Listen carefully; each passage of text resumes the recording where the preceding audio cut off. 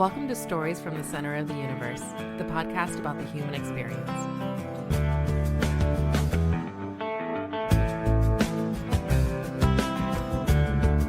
Tyler Owens, welcome back to the Center of the Universe. Hey, I'm excited to do it again, do a part two. Yeah, this is we're going to call it part two, and we should mention that we ended part one. You had talked about how you had the fortune of meeting some pretty high-ranking military VIPs, to include the Secretary of DoD, or Secretary of Defense, Chuck Hagel. And around that time, you had changed your views of joining the military after college. Is that fair? Is that a good recap? Yeah, we were talking about just meeting Chuck Hagel, and yeah, I got introduced to a couple of military VIPs that influenced me rather to go forward and, seek a commission in the Army. Yes. What year were you at VMI when that happened? When I went to the first Army-Navy game and met General Abrams and Chuck Hagel, I was a junior. So yeah, in my third year at VMI. Yeah, and so had you been in ROTC prior to that? Well, when you're a cadet at VMI, you have to participate in ROTC in some capacity.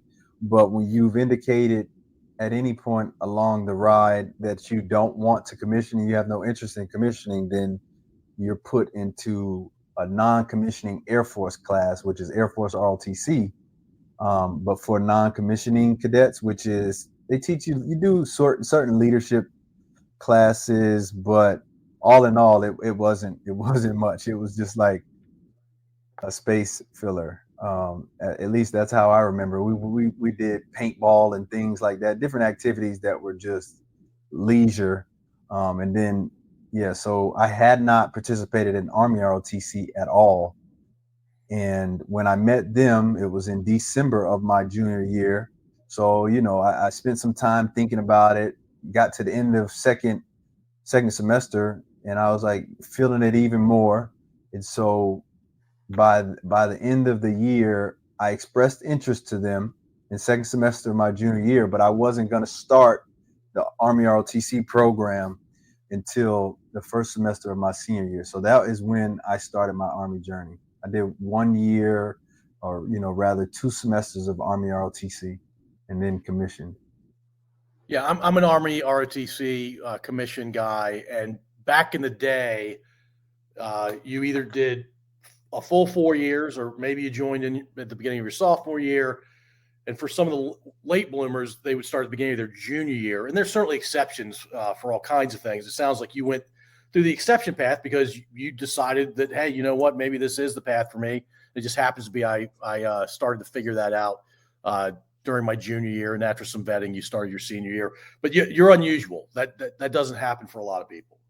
Certainly, and I ended up teaching ROTC, towards the end of my Army time, and I did learn that. But it was because, and the exception in my case was because I was at VMI, which is a senior military college, and I technically was enrolled in Air Force ROTC. They somehow, that was able to count towards my time. Oh, so you got a full 4 years of ROTC. Yeah, technically, but not Army. But it wasn't Army ROTC, and that's that's sort of the thing. But and it all came down to just going to camp and being evaluated at the leader development or assessment camp at the time. And when I passed that, everything was good. Where'd you go to that? I was actually in the first year that they moved from Washington State out at JBLM, and they moved it to Fort Knox, Kentucky. So I participated in the summer of 2014. That was the only additional exception, is that I got to go to camp after my senior year was complete. Whereas most people that do the traditional route, you'd go to that camp between your junior and senior year. Yeah, I went to Bragg in the summer of 1990, so you can do the math on my age there, Tyler. And I heard Lewis actually. I mean, I've never been to Lewis, but I understand it's a pretty good post.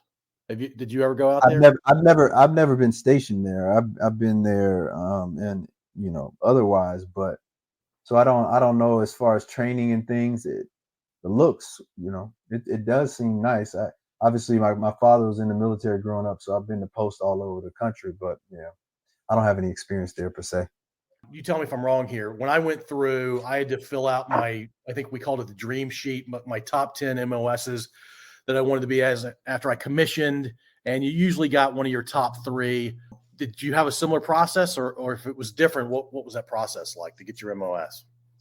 Sounds like it was about the same. When we went through, you get to rank your preferences. I think for at least for the branches, you rank them all the way through, and then they maybe consider your top 10. And then the same thing when it comes to your desired post. And so I knew I wanted to be an infantry officer, so I put infantry number one. I ended up getting that luckily, but obviously I got the short end when it came to my post selection because I didn't have Fort Polk, which is now Fort Johnson. I didn't have that on there at all. And that's what I ended up getting. But, things work out serendipitously. Well, I mean, if you want to be an infantryman, you're willing to sign up for some tough things. And Fort Polk is probably the worst Army post that I've ever been to. It's not even close. Yeah. And you get a lot of good training. That's what our battalion commander would always say. If you want to, train leaders and also to be able to develop yourself, being at Fort Polk, specifically once 10th Mountain was down there, since I was in 3rd Brigade, 10th Mountain, everything worked out. Was 3rd Brigade, 10th Mountain there permanently? Yeah, once I think they got reflagged down there probably.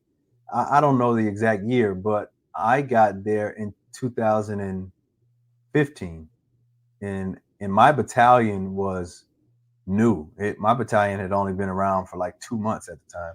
Huh. Yeah, because the 10th Mountain was entirely, like every brigade, my understanding was always at Fort Drum.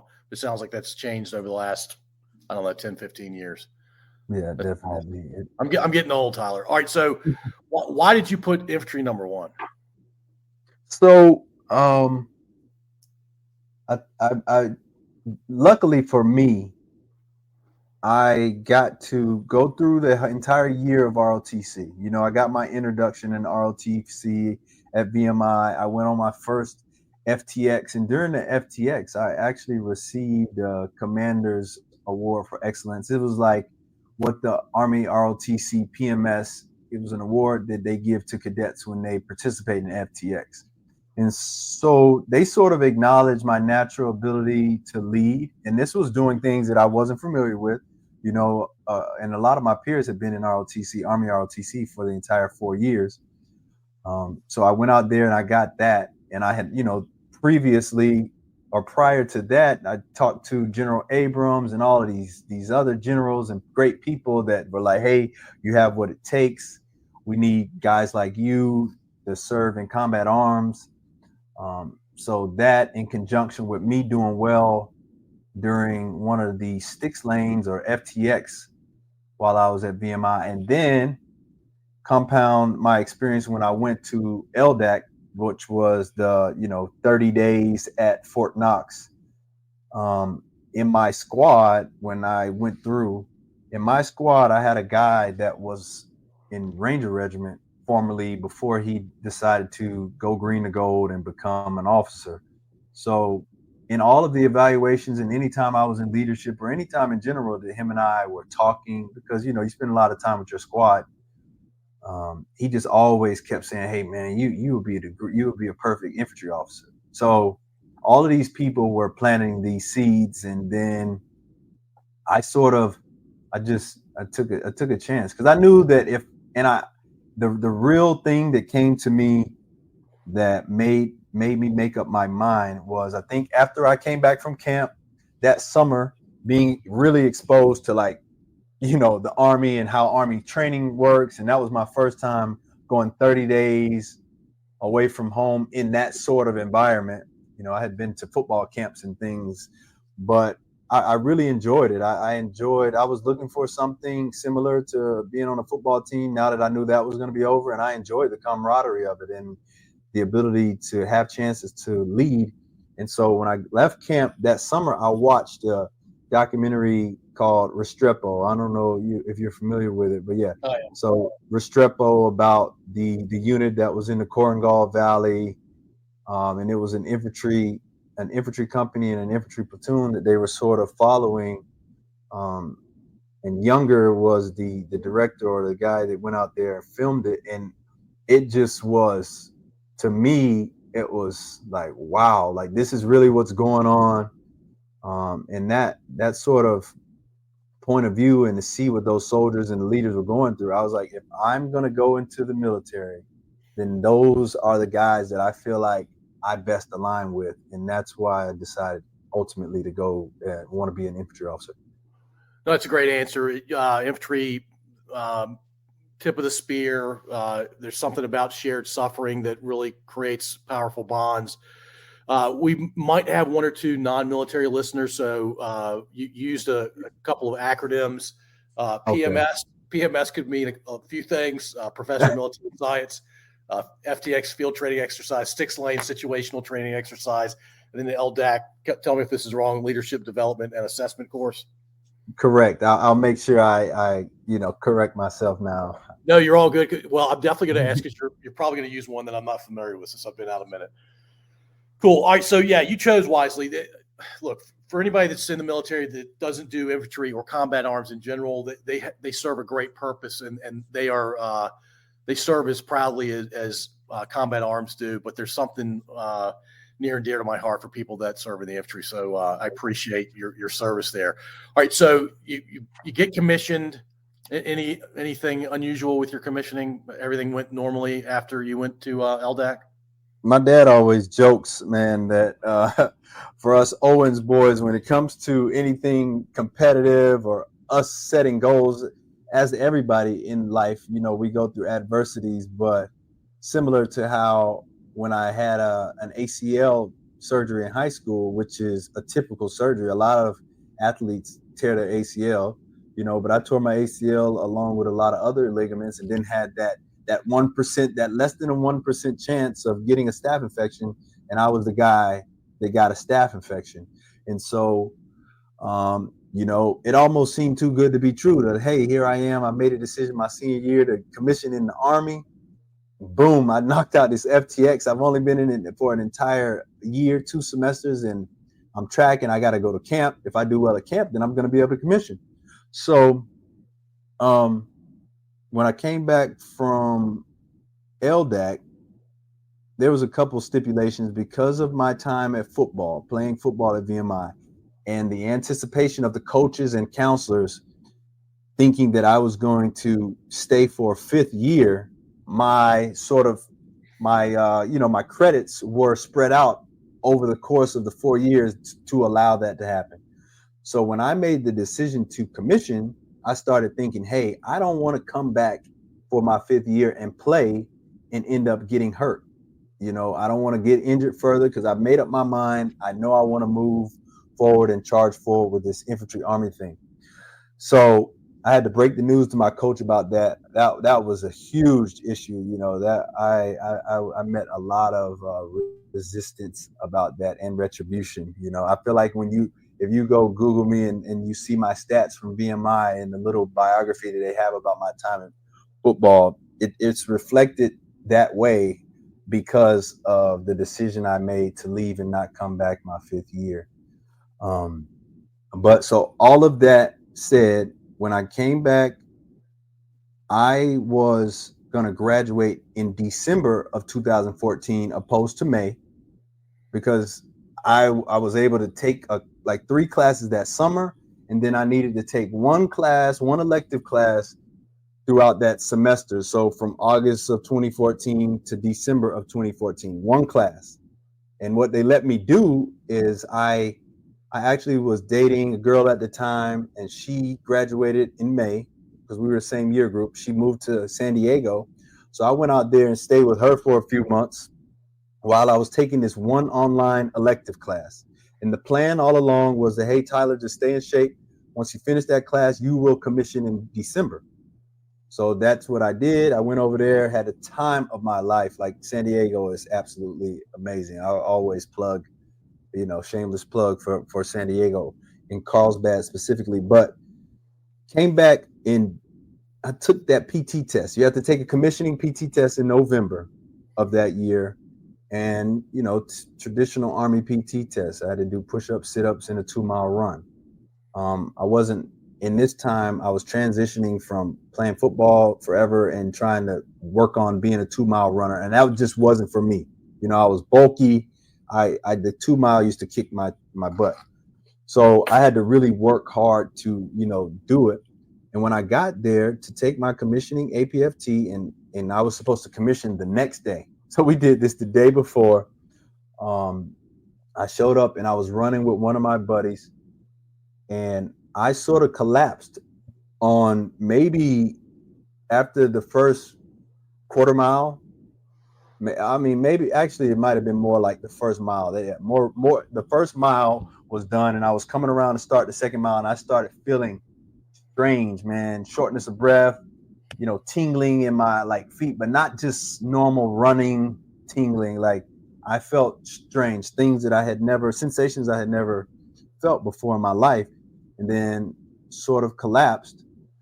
Was completely out of it. And the guy was like, "Hey man, get up, man, get up."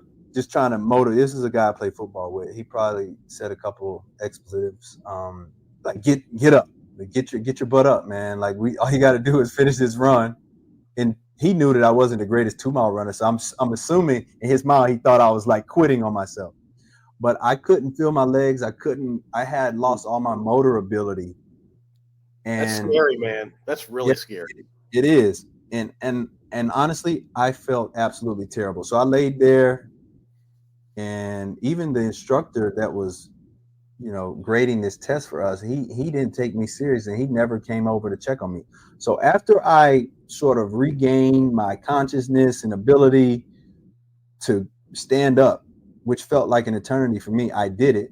And they were already back inside of our ROTC building, getting his height and weight. So when I walk in there, they're asking me to get on the scale, and I mean, like I'm walking like so slow, step by step. My legs felt like 200-pound bags.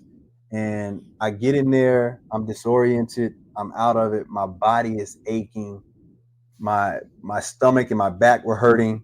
And make a long story short, I failed the PT test, and I was supposed to commission the next day. And they're calling me all these names, like they are attributing it to me being on vacation in San Diego, opposed to being in Lexington, Virginia for those months, preparing for this big moment.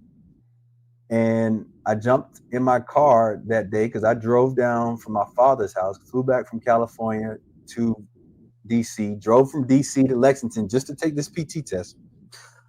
Then I drove back to my father's house. And on the way back, I was like, I called him. I think I was an hour from his house. I was like, I am going to pull over because I've been feeling terrible this entire ride. My body is hurting. I'm feeling things that I never felt. And I went over to Fort Belvoir in the ER, barely made it. I felt like crawling in there. And after they admitted me, did a bunch of tests, they found out that I had an acute kidney failure. Oh, gosh. Yeah. And then, so, like my dad always say, for an Owens, man, I ended up going through. So I was supposed to commission in December. And between that, when that happened, I went probably another 2 months. So, because I ended up commissioning in February of 2015. Yeah. So for 2 months, I was going to see doctors and nephrologists, which are kidney specialists at Walter Reed, seeing all kind of doctors. And after tons of evaluation and tests, stress tests, hooking me up, having me on a treadmill, they didn't come up with an etiology. So it's like, hey, we don't know why this happened, but we do know that your kidneys were largely affected by this. So I had a couple of lifestyle changes, don't take NSAIDs, don't do this, we don't advise you to drink for a while because like you had a significant event that took place in your kidneys and we don't know why. So I didn't think I was going to be able to commission. I was down. Once again, it was very similar to sort of the defeat that I felt when I was going through the adversity and obstacles when I tore my ACL in high school after I was on this high. And then, it seemed like, wow, like none of the things that I wanted are going to work out. So I was in that same place, but I stayed motivated because I had already gone through VMI. I'd gone through the rat line. I had been through what I went through in high school. So I was like, I'm going to do my part. And when the doctors clear me to start working out, I'm going to give it my all. And I'm going to go back down there if they let me, and I'll take the PT test. And that's ultimately what happened. I got cleared, and the nephrologist that cleared me was like, if and this ties into a later story, but she was like, if you were my child, I wouldn't clear you, but your father's advocating for you, and you seem like you really want this, and I don't want to get in the way of your career goals. So she cleared me, and then ROTC was like, if you take the PT test and you pass it, come down here and we'll do all this untraditionally. You come and pass the PT test and we'll do your commissioning ceremony right there on the spot. My dad ended up being the guy that did my oath, the officer that did my oath of office. So it just worked out. It worked out in the end, but it was a challenge to get there. Do both of your kidneys function today? Yeah. I to my knowledge, my kidneys are healthy, normal functioning kidneys. Yep. And no working theories of what caused that acute failure? The only moonshot that they went with is that just being an athlete, having injuries over the course of all those years, I don't know, my back was like sore that morning when I knew I had to go take the PT test. So I think I took like an 800 milligram ibuprofen like 4 hours before the PT test. And that was the only thing that they said could have contributed to, but like I said, they never truly had an etiology for it. Okay. Yeah, that's wild, man. Yeah, I guess when things go well for you, you have a deep appreciation for them because you know what the opposite looks like, man. Wow, I was taking a flyer that you had something going on around your commission. I had no idea it was that. Yeah, it was pretty intense. And so that day when I commissioned, it really meant a lot. It meant a lot to my father. It meant a lot to me, to people that supported me, who knew what I, had gone through. And I even had one of my best friends from high school. He was at Virginia State University at the time running track, and he drove all the way up to Lexington the day that I had to go run on the track with me as like a pace man, because I already was not the greatest 2-mile runner. Then I had the acute kidney failure, 2 months off of doing evaluations, no activity. And then here I am in February taking this test again. But we were like, I'm not quitting. Like, you all are going to have to drag me off this track again. And I was nervous. I was apprehensive. It was similar to the feelings that I got when I, tried to play football after tearing my ACL twice. It's like, man, what's going to happen when I get out here and give it my all? But thank God it ended up working out. Well, and look, Lexington, Virginia in February is not the warmest place to be either.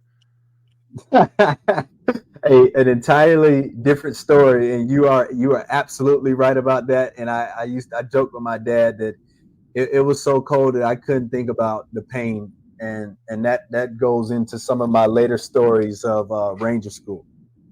All right, well, let's talk about, you went to Officer Basic course at Benning, obviously. Yep. A lot of field time for you. You guys, I imagine, spent some time in the field. Tons. Yeah. Now that I'm on the the other side of things, and I understand how the training goes, but you always have people that try to prepare you, like, hey, it'll be 18 weeks, it'll be this long, you're gonna go to the field a certain amount. But they were doing this like pilot thing when I got down there, trying to incorporate the maneuver course captains into IBOLC so that they can lead some of the lanes and stuff for us. So I think when I went through, it was 19 weeks. And out of those, so IBOLC was 19, maybe 20 weeks. And out of that time, we were in the field about 15 of those weeks. So, yeah, it was a lot of time in the field. Well, that's the way it's supposed to be. Grunts, especially ones that do it for more than a minute, love being in the field. Yeah, it just prepares you for it. And if you don't love it initially, you learn to love it.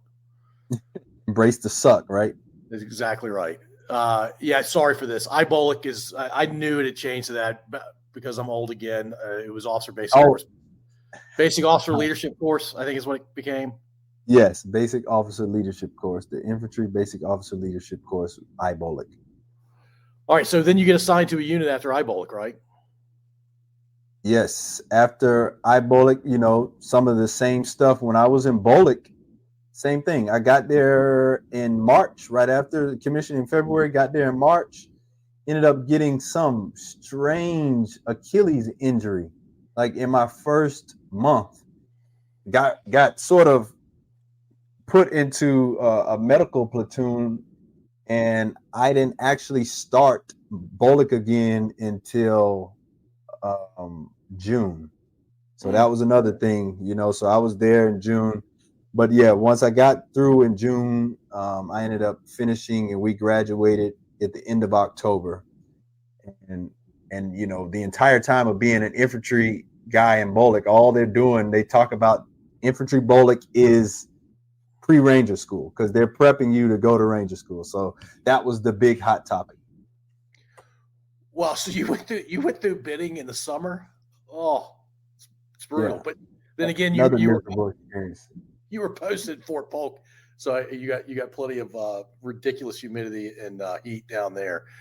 All right, so you met that guy who was green and gold at LDAC, the Ranger Regiment guy. Is that when you started thinking about Ranger School?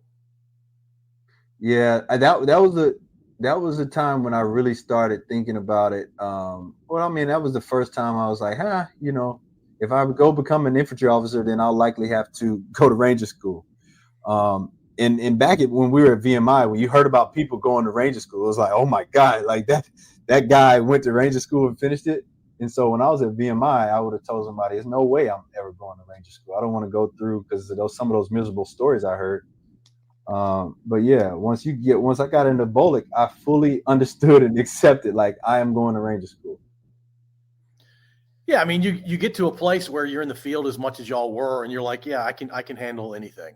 Like I'll be fine. It's gonna suck, but I can persevere. And there's no way you get through Ranger School without having the mindset that says I'm never gonna quit, and I'm a good enough teammate that they're not gonna peer me out. And so yeah, I'm gonna have to die. That's the only thing that's gonna keep me from getting that tab. Yeah, and that was the philosophy, or sort of way that I approached Ranger School, for sure, because of the story of getting there. Is there more to the story prior to Ranger School, or do you want to hop into Ranger School? My story, like all things, I take the long route to certain goals. So the traditional route is you complete BOLIC, you complete the basic officer training, and then for us it was like that next, I don't know, I think our date was maybe 3 weeks after we graduated. We were all going to Ranger School in the same class, which was cool, because most of the platoon, if we had a platoon of 37 guys, like 35 of us went to Ranger School that day. And so at the end of our BOLIC experience, the week after we graduated, we did, or it was actually before we graduated, they took us over to the Ranger School, what is that, Camp Rogers, and we actually did the Ranger Fitness Assessment Test. And it's same thing. It's 2-mile run. You got to do push-ups, sit-ups under 2 minutes, and then you got to do pull-ups. And we did it, and it was graded by RIs. And this is what's crazy. So yeah, we did this test. I went there, ran it, passed the test, everything, right, with the RIs. Fast forward to, I think literally that next week is when we went to Ranger School, because I started Ranger School November 1st, 2015. We went out there, you go in, you check in the Ranger School, they start, you start the whole Ranger School experience that night. Like, hey, get your rucks, start, building your rucks, putting all this equipment together, and they keep you up. For my experience was, we stayed up, they kept us up at least until about 2:30 that morning. And we knew that we were waking up at like 4:30 the next morning. Like, we were going to have to wake up at 4:30 to go do this fitness test. Like, but if you don't pass the fitness test, then you don't even get to start what is considered Hell Week. So or RAP Week, Ranger Assessment Phase, RAP Week. So wake up in that the next morning, and it is that Fort Benning pouring down rain, like heavy rain, pelleting rain that hurts. And when we started running, so I made it through, push-ups, sit-ups.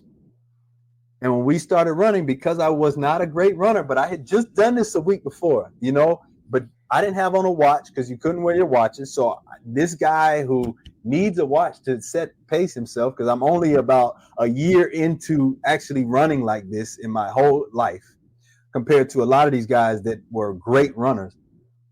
And the rain just screwed me up. And I'm coming back done with the actually I said it was a 2 mile. It's a 5 mile run. It's a 5 mile run for a Ranger. So I'm coming back right at the finish line, and I hear them counting down. They're like 30, counting down from 30 seconds. If you don't make it to the finish line by 0, you're out. And man, I promise you, I crossed the finish line when he was like right at 1 second. And I ran over to get in the pull-up line so I could finish the test. And they came and got me and grabbed me and was like, "Hey, you are a failure." So I failed Ranger School the first time I went. And that because when they said 1 second, that whoever was counting down, they viewed that as 0 seconds. I guess maybe I was wrong. I swear I thought I crossed it, but it was too close. I guess the way that they consider it, if it's close, then it's not going in a Ranger student's favor. You know what I mean? They need somebody that's going to exceed the standard, not barely meet it. Yeah. So did you even do pull-ups? I didn't get to do the pull-ups. No. Yeah. They sent me back to the little holding area where all the people that had failed the test go. And so then you go back to your unit. I hadn't gone to my unit yet. Unit for the first time. Yeah, so it was embarrassing. I was so sad because my entire platoon that I went through bowling with, they were all there.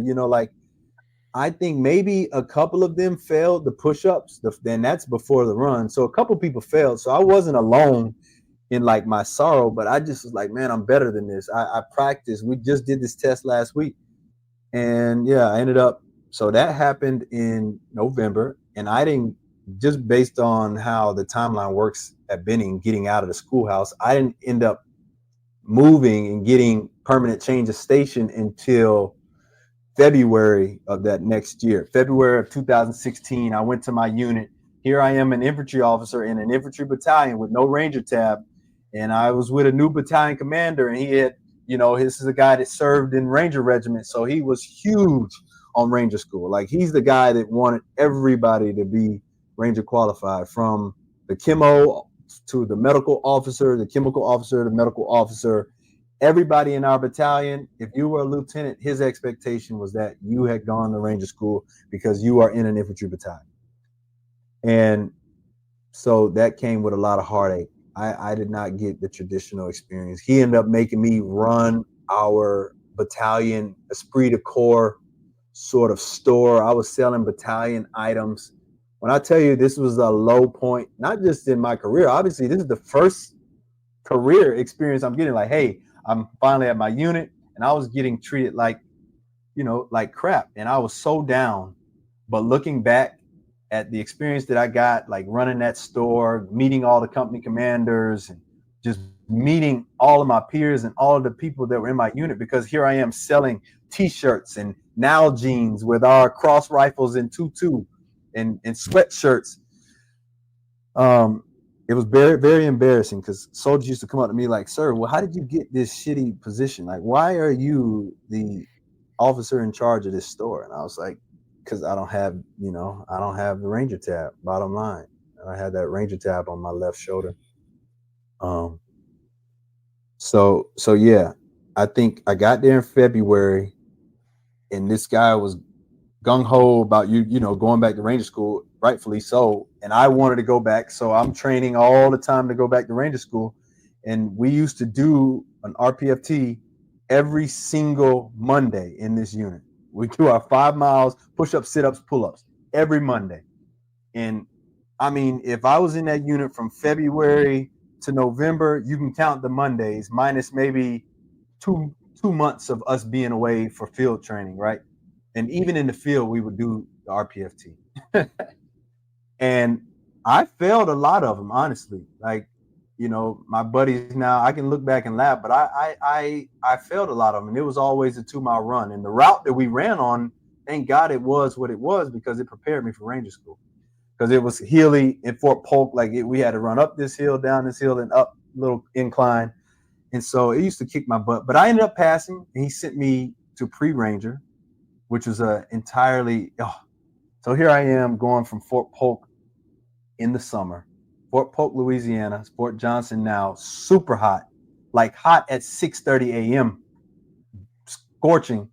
And then I did pre-Ranger at Fort Drum, New York, right outside of Watertown. And I got up there in October of 2016. And man, even in October. It's Canada. Yeah. So I went through pre-Ranger for an entire month, and it was snowing up there. We're freezing. They're trying to break us, but I made it through. Flew straight from finishing 4 weeks of pre-Ranger down to Fort Benning, and look at the anniversary. I started Ranger School on November 1st, 2015. I failed the run. Here I am an exact year later, November 1st, 2016, Sunday, starting Ranger School all over again. And here, just thinking, I cannot fail this run. And no matter what, I'm not failing this run. And the time limit is 40 minutes. You got to run 5 miles in under 40 minutes.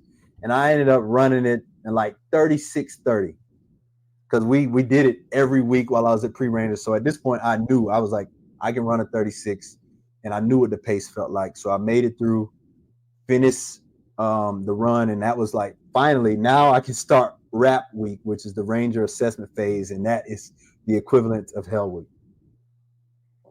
Well, and you're the day you took the RPFT, both times, that was 0 day effectively, right? It is, yep. All right, so give me one good story from Hell Week. Hey, good story from Hell Week is that during the land navigation day, if you finish land nav early, then you sort of get a little break at the end, and you get to prepare for the ruck march the next day. But if you fail land nav, then you have to wake up, repeat, and then you go straight into the ruck march that following morning. You don't get any break. You get a rest 2 or 3 hours. So because I don't know what happened during land nav, I was like, I was gonna go out there, and while it was still dark, and go find all my points, and I went the wrong direction, started finding points that weren't mine, and ended up failing land nav. And so if you fail day 1 land nav, they let you do it again on day 2. And I did it again, and I passed. I passed and I almost had the same points, but it's just one of those things. So when I went into the ruck march, I was super tired. So I would say my story of RAP week, it was tough in all its glory, but pushing through that ruck march after failing the land nav was especially tough, mentally and physically. But I made it. How long was the ruck march? You do a 12-mile ruck march. 12 miles, and I believe, I can't believe that I can't remember this. I'm pretty sure it's a 3-hour standard. I'm guessing it's a 3-hour standard, like air assault school. Yeah. All right, so you make it through RAP week, and then what was your first phase beyond RAP week? Where were you? We were down there at Fort Benning, so you're in the Darby phase. They take you on a little bus ride about, 35 minutes outside of Camp Rogers to the middle, and then you get started in Darby phase. All right, in the winter, in November, and it was actually cold as heck in Georgia at night. So I've never been to Ranger School. I know a bunch of people that have. My dad's got some good stories from Ranger School. My buddies have some good stories. And most of those stories come out of the fact that you don't sleep very much. And obviously you're not eating very much because you went through the winter, which, by the way, is nuts. It's the hardest time to go through Ranger School. You get a little more food because it's colder and your body needs more fuel, but you don't get a lot of food, right? And you're sleeping, what I've been told, if you got more than 2 hours sleep every 24 hours, you were really lucky. Yeah, they don't give you any more food, and that's why anybody that tells of my buddies, all of my buddies that went through Ranger School, the ones that went through in the summer or in the spring, I was in Ranger School from November 1st until April 28th, and I got the full gamut of experiences. And going through in the winter, it's an entirely different course. It's going through in the summer is tough. Yeah, it's hot. But when you are cold and you're shivering and your hands don't work in the mountain phase, it's just an entire different level of misery. And you're burning more calories, so you're losing weight so fast. I got down to like 180 pounds from being 228 in college.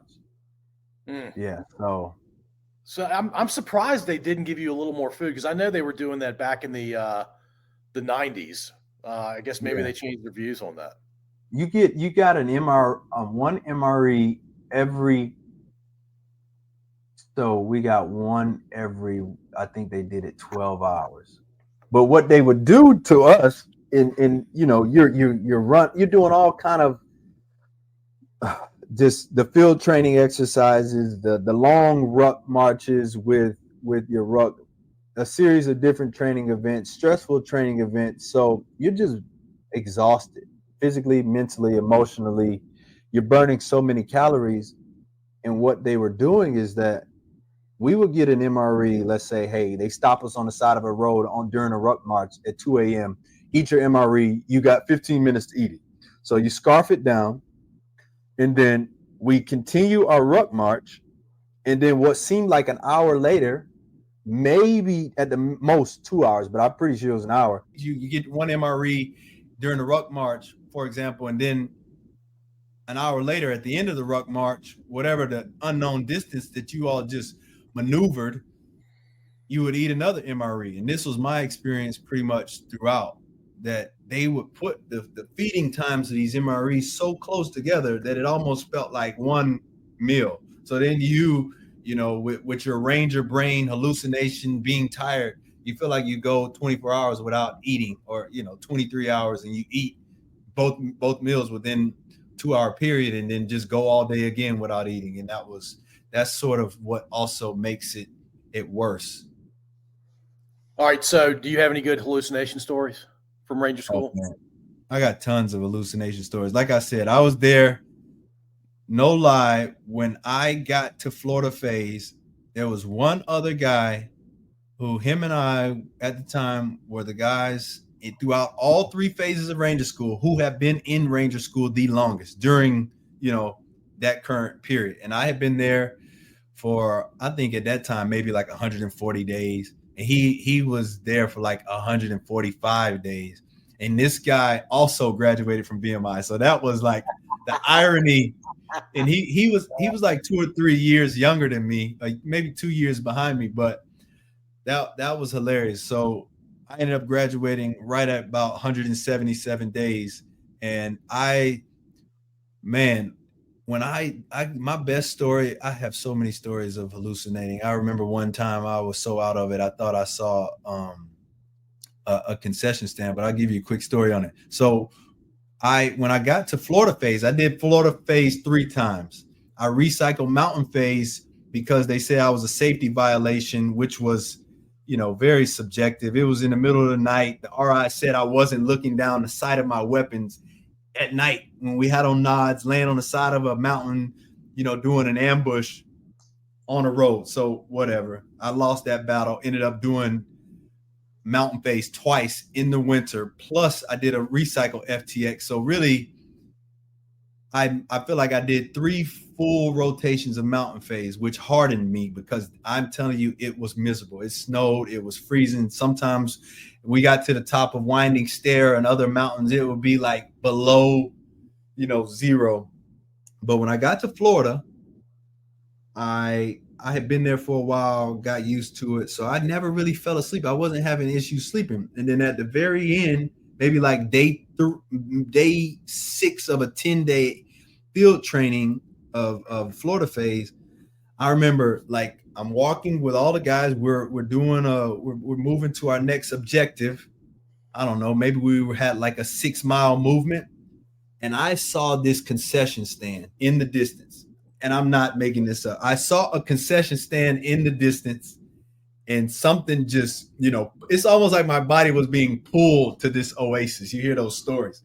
I go over to this concession stand. I'm standing in line, like ordering fries or something. And then I hear an RI in my ear, "Ranger, what are you doing?" And I'm like, I opened my eyes and I woke up and I'm standing in front of a tree. Like my nose is on a tree. And I was like, what? How is it? And I was probably about a good, 30 meters off the road. Like I had walked off the path that we were walking on down into the wood line, and I'm standing in front of a tree. And because they had, RIs do this because they know this happens. You have like ways of managing. At Mountain Phase one time, they tied us all together. Like we all had ropes tying us to the person in front of you because they didn't want, if one person fell off, while we were walking on these mountains, if you fell off the side, at least everybody would get pulled so they would know a guy went down. But in Florida Phase, I had just veered off, and probably the guy that was behind me also was tired, so he didn't even notice. And thank goodness, the RI saw it and came and woke me up. But I got a one other, the major. Hold on, before you go there. When you say you woke up, like you were effectively sleepwalking towards what you believed was a concession stand. Yeah. That's my understanding of how the hallucinations work. Sometimes I hallucinated when I knew I was awake and I like still saw things. But that time when it was uber vivid, I was sleepwalking. And I mean, when you're in Ranger School that long, everybody has experienced either they've done it or they saw a buddy legitimately sleepwalking, like walking with their eyes closed. People used to fall asleep standing up. Guys used to drop all the time. Like anytime they would stop us in the middle of the night after we had been doing something, and you had only gotten, 4 hours of sleep in a 48-hour period, and you stop, you hear weapons falling. And it's because there's guys just hitting the ground, falling asleep. Exhausted. And so the RIs know that's going to happen. And so they manage it the best they can, I guess. Yeah. Man, looking back, I bet from their perspective, it's probably very frustrating, but also hilarious. Oh, I'm sure. You think you've got a bunch of stories. The RIs have been for a couple of years. They have thousands of them. All right, so 177 days for the guys that go straight through, and it's really, really, really hard to go straight through. I imagine you would know better than me. They do 62 days. 62 days. It's 62. With extreme physical exertion, not enough food, because you're probably burning 8,000 to 12,000 calories a day most days. And your intake is maybe 4,000 calories a day, probably more like 2,500. And you're not sleeping, and you did that for almost 3 times as long as the guys who go through. That doesn't make any sense to me, Tyler. It wore me down. I certainly felt it. Like I said, the mountain phase is what broke me. Like doing mountain phase 2 times plus that additional recycle FTX, since I recycle, and I was there during a period of time where we had to wait up there in Dahlonega, Georgia for 30 days for the new Ranger students to arrive so that we can start up again. I was beat. I was so tired. Mountain phase is one of the hardest things I've done in my life. And I used to think like, man, it just doesn't feel, because it's not, everybody doesn't have the same physical feeling. Like there's sometimes we go on up a mountain and some guys are falling out in the first 5 minutes, and other guys can charge through for 3 hours. But I always felt like, man, my body just feels so beat, so tired. So fast forward to my first phase, like getting to Florida phase. I'm like, man, somehow I made it out of mountains. I didn't think I was going to make it. But, here I am, my second time in Ranger School. I'm not going back to Fort Polk, Louisiana without my Ranger tag. I don't care. And so when I get down to Florida, man, I was day one platoon leader, which is a daunting task when you're down there in Florida. They flew us in Black Hawk into our first objective. You get out, you start walking, guys start falling asleep immediately. So it's a 10-day in the field the entire time, sort of training exercise. And on day 8 of 10, after you walk through the swamps, you go on this thing that everybody tells you about called the Long March. And I think the Long March anywhere between like 13 to 16 miles, right? So we're doing this. Everybody tries to stay motivated because it's like, hey, man, if we get to day 10 and you've already gotten your goal, you've been evaluated as a gold, and you're just done. You're going to complete Ranger School, go back to Georgia, and you get to graduate and get your tab. So we're on this march, and I'm like, oh, my God, it's that same feeling that I felt when I was running on that track, But at the time, I didn't make that connection. So I felt like crap, absolute crap. And I was asking all the guys that were, walking next to me, everybody in the rank and file, like, hey, how do you feel? Like, you just want somebody to confirm that they also feel like crap, so it'll make you, better. But I felt all of this. I made it through. I told myself I'm not going to quit, even though my legs felt heavy, my breathing was interrupted. And when we finally stopped, we were all soaking wet because at this point, and this is February, it's cold, but when you're walking that far, you still sweat. And another quick thing is that when I went down from mountain phase to Florida phase, we traveled in buses from Georgia to Florida on my birthday, February 11th of 2000, and that was 17. So yeah. Anyway, I'm marching, and when they stopped the ruck march, we're done with this long march. Hey, you made it. Go make a patrol base. We're going to start your next mission. When they gave us like 5 minutes, put your rucks down, change your boots, change your uniform, because everybody was soaked. We were walking for a long time. And when I laid my ruck down and I was on the ground, I could not move. And the RI was like, get the hell up. What are you doing? And he thought I was joking or like I had just quit. Same sort of thing that happened at VMI on the track. I could not get up. I couldn't move. But there was, they had medics there, but they were like, the medics can't do anything for you because if you accept the medical care or whatever, then you're going to go back. And that means you have to get recycled. And the last thing I wanted to do was get recycled. So we went into the patrol base, and I remember putting my ruck down, and I somehow that was after about 10 people came over trying to either chew my ass or motivate me to get up. And then 2 guys helped me get up, walked me over, put my ruck down in the patrol base. And I slept for like 2 hours straight. I wasn't supposed to because you're supposed to be doing the patrol base activities, but I slept because I was out of it. And when I woke up, it was the next morning, and they always call out leadership positions. And this is day 9 of the 10-day FTX, the morning of day 9. They call my name as the platoon leader because I failed the platoon leader grade from the day 1 because, it was day 1. And that was just it was a crapshoot. So they call my name, and I go up to this RI, I'm out of it. I'm lethargic. Everybody's lethargic, but I'm even more so. And I tell him, I gave him my heart, telling him all kind of things he doesn't care about. I'm like, hey, I played football in college. I've been through a lot of shit. I've been through a lot of injuries. I don't ever quit. I didn't come to Ranger School to quit, but something is going on in my body right now. And I don't think that I'll be successful if I feel like I'll die if I take on this PL role and we go through. And he was like, oh man, like, I know you're serious. Took me over to the medics. Medics drove me back to the base down there in Florida where the Ranger School area is in Florida. I saw a physician's assistant. He saw how I looked, how I was talking, everything. He took me to, what is it down there? Eglin Air Force Base that's in Destin. Took me to the Air Force Base, to the ER. Same thing. They hooked me up.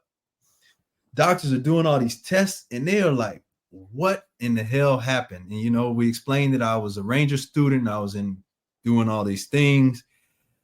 And they told me that I had just gone through rhabdomyolysis, you know, the rapid breakdown of protein in your bloodstream. And when it gets to your kidneys, it's too much for your kidneys to filter.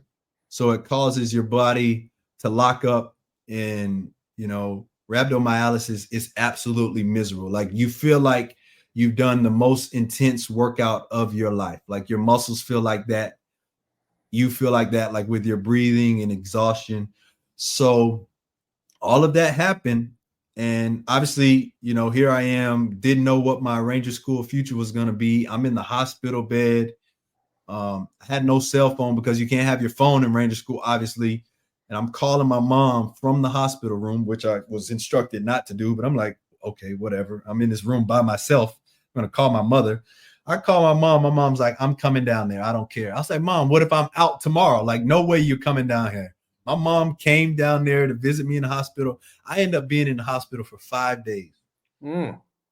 And so, you know, meanwhile, day 10 had finished. All the guys that I was with, you know, they had gone on to find out that they passed and get to go graduate. When I got out, they're like, hey, there's a 48-hour rule in Ranger School about being in a medical tent or in a medical status. Once you surpass 48 hours, you're supposed to get dropped. But I pleaded with the physician's assistant, like, hey, just give me a chance. There's gotta be a way. And, you know, there was a couple other things working in my favor, and they let me, after I had that, I was in there for 5 days. I came back 3 days during the recycle period, and we started up all over again, another 10 days. And same thing. In this time, on my second time around, it was like on day 9 of the FTX, I ended up helping my buddy out. I grabbed his, you know, light machine gun. I picked up the saw. We're running back to the road because it was actually done. They had called the end of the exercise. Hey, come line up. We're going to go through, do our typical AAR. I wasn't even in leadership, man. Like, I could help this guy grab the saw. I'm feeling good. I'm running through the wood line, and this little thin tree twig in Florida pulled the charging handle of the saw, and negligent discharge. Oh. Day 8, prior to the long walk, here I am. And the best part of this story is that we stood out on that road for 30 minutes, and our eyes are going, and everybody, who was it? Because, you know, we're running out of the woods. They didn't know who the negligent discharge was. They're like, who was it? Nobody was saying anything. Then they made a couple of specific threats that just made me say, all right, I'm going to step forward and I'm going to take whatever the penalty is. And when I stepped forward, they're like, all right, thank you. By you stepping forward, we'll make sure that you get recycled and not dropped. So long story short, I got recycled. And, you know, and that time was tough because my body was reeling. Like, I was hurting. It wasn't easy by any means. Then I ended up doing it a third time, which was terrible, miserable. And that was the time that I hallucinated, and with the concession stand thing. But, you know, I ultimately graduated. Who was there? I mean, that's I still can't comprehend that. Who was there the day you got tabbed? Man, it was such a big deal. You know, my dad being a careerist in the Army. So my dad was there, my mom, my grandparents, and my aunt. It was a family affair, plus probably some military mentors. Yeah, it was honestly, for me, probably the most triumphant thing that I had done, you know, at that point in my life. I was going to say, I don't know your full life story, but I feel like I know enough of it that probably had to be the day that you were the most proud of yourself, and rightly so.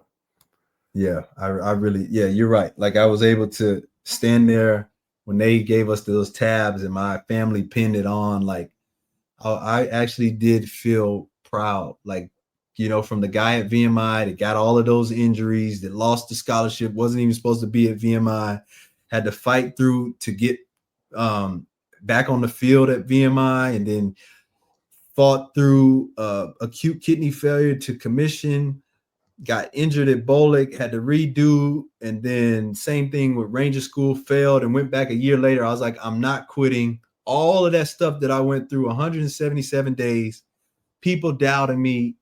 And so, yeah, when, I feel like I can talk to anybody when it comes to Ranger School, and I really have a very unique experience that obviously we don't have enough time to cover, but yeah, like that much time there, it was ridiculous, but it was, a proud moment when I finished.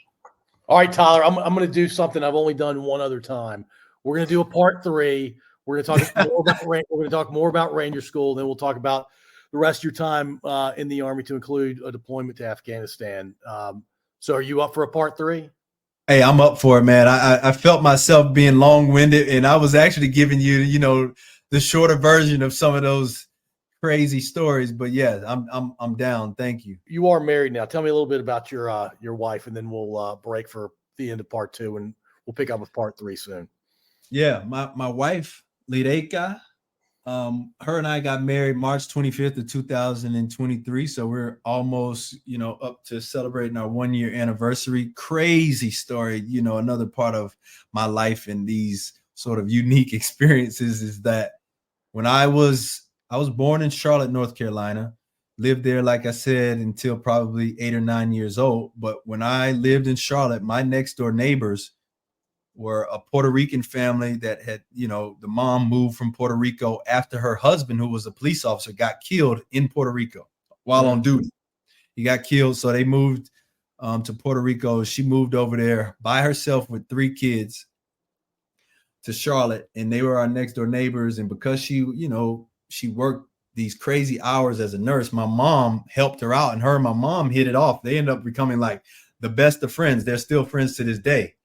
So that Puerto Rican family, those friends that I called my best friends, that I, did so much with, traveled to Puerto Rico with at 9 years old, the first time. And they were the first cousins of my wife. So when I was 9, traveling to Puerto Rico with them to stay in my wife's house with her, her and her mom, back then, that was like the first time that I met her. But at the time, it was just like, hey, this is the cousin of my friends, and she's 3 years older than me. So, she was probably preteen or maybe even a teenager at the time. No interest at all, no interest. And over the course of probably 10 years or more, we had interactions like that, where I would see her at their family functions, the quinceañeras, all of those things. But the craziest part of our story is that you go back to LDAC at Fort Knox, Kentucky. In the field, we had just came back from the field. People are in our sort of recovery area. You get to take the showers out in the field in those field tents, those shower tents. And I see this girl from a distance. I'm not exaggerating. She tells everybody this story. She's like 75 yards, maybe further away. And I just see her walking with her hair down. And it's not, it wasn't that many women out there. So I just yelled her name. I had not seen her in like 9 years, because I'm 22 at this point. She's 25. I yelled her name, and the girl turned around, and I couldn't believe it. I ran over there, and it's her. So that was the first time we saw each other in 2014. And then hold on. Why did you think it was her?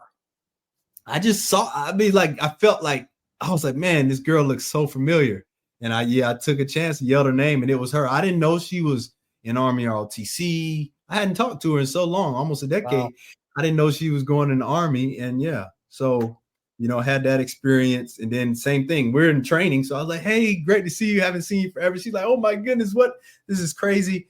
And then we didn't really talk much after that. We did add each other on Facebook. Fast forward 5 years, 2019, my mom calls me like, hey, Lideka she was like, do you remember Lideka? I was like, yeah, I remember Lideka. I don't know her well, but I remember her. She's like, hey, she's moving to DC next year, like next month. You need to, when she gets up there, show her around, let her know where she should sort of look for housing or whatnot. her and I met up at Penn Social in 2019, a little bar here in DC, just to like, hey, like, let's meet up, socialize, and then I'll tell you about the area where you should be looking. And I was like, we talked for like 3 hours this night, just sitting there. And I was like, wow, in my mind, I was like, learned so much about her. She was an active duty Army officer. I was an active duty Army officer at the time. She was a nurse, and we had so much in common. And, the rest is history. Wow. You guys seeing each other at Fort Knox is crazy. It really is. And then we have photos of us together when I did that visit when I was 9 years old. We have pictures, a photo of us standing together with her mom. Her mom had just graduated that summer. Here I am, smaller guy, and she's like 5-6 inches taller than me at the time. So yeah, man, our story is it's amazing. We always think about it like, wow, it happened. But yeah, that's my wife. It was meant to be. It really was. Yeah, that's awesome. All right, you're the second guy in 260 plus episodes that I'm doing a 3-parter with, Tyler. Hey, well, thank you. I'm honored. I'll make sure it's worthwhile. Got some more, definitely some more extreme, unique stories following that brutal run of Ranger School and going back to my unit. And just to prime people for the next episode, when I finished Ranger School in April, got back to my unit, got appointed as a platoon leader, and found out that we were going to be deploying to Iraq, what I thought at the time to Iraq, in September of 2017. So yeah, everything was happening fast. I'm still a little thrown off by your Ranger School stuff. It sounds like there's a lot more to talk about. So yeah, I look forward to it. Thank you for listening. If you enjoyed this episode, please subscribe to wherever you listen to podcasts. We'd also really appreciate if you'd rate and review us. You can find us at scodupodcast.com.